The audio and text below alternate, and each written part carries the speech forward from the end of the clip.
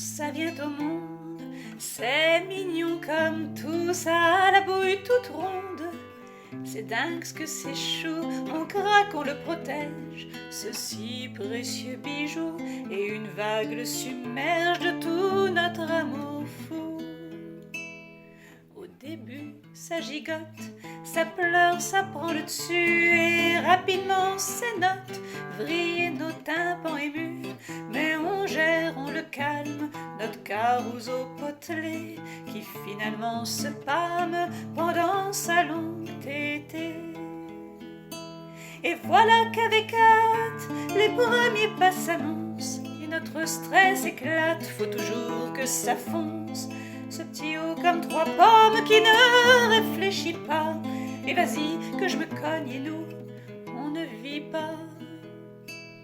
Quand je repense à tout ça, ces moments oubliés, je regrette parfois que le temps soit passé.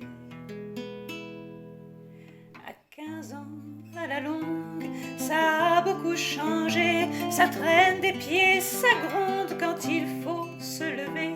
Ça ne saute plus sur notre lit, ça fuit tous nos baisers. Ça joue d'autres comédies que celles du supermarché.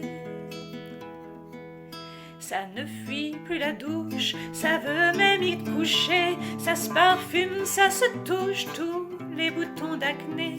Ça s'enferme dans sa chambre pendant des heures entières. Ça ne parle plus la même langue que leur vieille mère qui s'affaire. Il posait trop de questions, il n'en pose plus assez. C'était pourtant mignon, le temps des imagiers. C'était des petits têtards, ils frétillaient tout le temps. Sont devenus des limaces qui bavent sur les écrans. La chambre devient tanière, on y entre en apnée. Le linge gît par terre, il veut s'enraciner. Ce passage obligé, tout parent le connaît. On peut se rassurer, il ne va pas durer. On aura peut-être même un gros pincement au cœur quand un jour avec flegme il partira ailleurs. On repensera à tout ça quand ils étaient ados. Ce bon temps qui n'aura plus l'allure d'un fardeau, mais d'un cadeau.